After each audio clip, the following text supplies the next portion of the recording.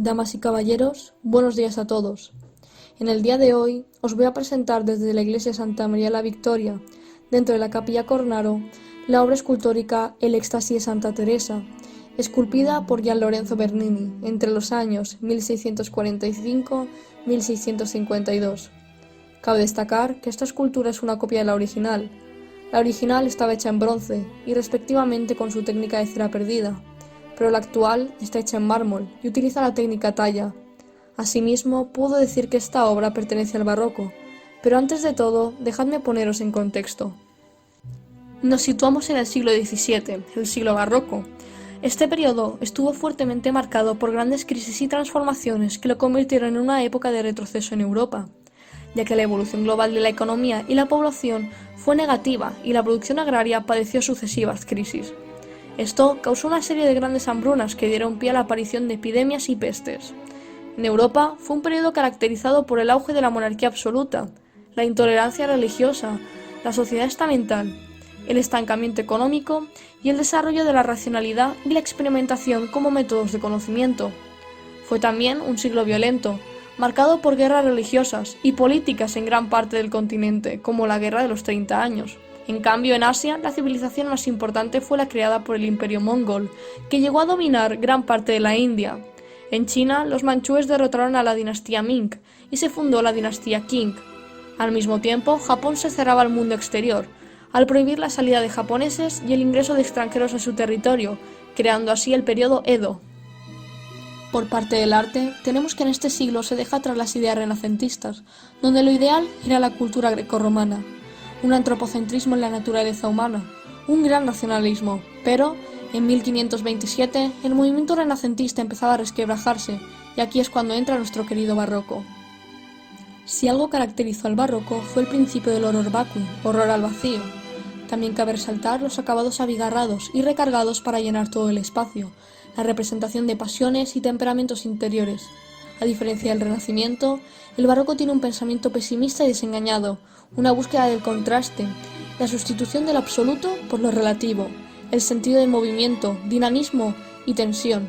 No se busca el reposo, sino que por el contrario se establecen tensiones entre las formas, los sonidos, las palabras o los conceptos, y una representación de las pasiones y los temperamentos interiores, tanto lo que respecta a cada personaje como al conjunto de la obra.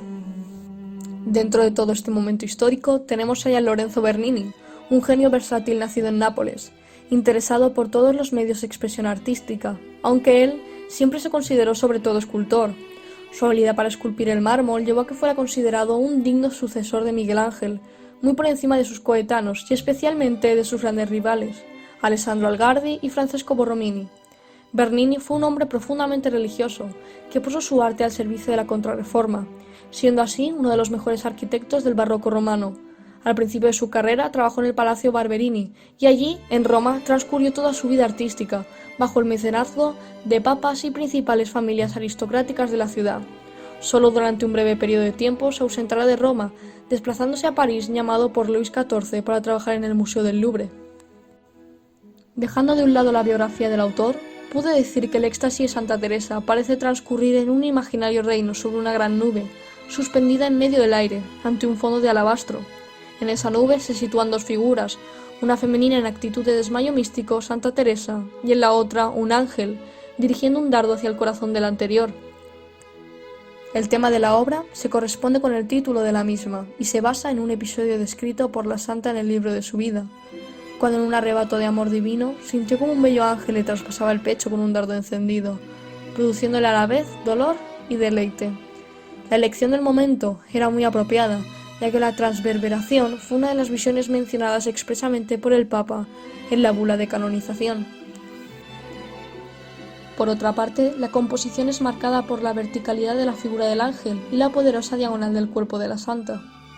A partir de esas dos líneas básicas, las formas se abren en todas las direcciones, dejándose apreciar una composición piramidal, pero también la que intuimos en los rayos dorados. Nos topamos con 4 diagonales que emanan de la figura del ángel, la que marca la dirección del dardo, la que determina el plegado de su vestido, la del brazo izquierdo cuya mano aparta el manto de la santa y, finalmente, la direccionalidad que marca la mirada del serafín. Asimismo, si hay un contraste direccional en la figura de Santa Teresa, podemos comprobar una tensión físico-espiritual del momento.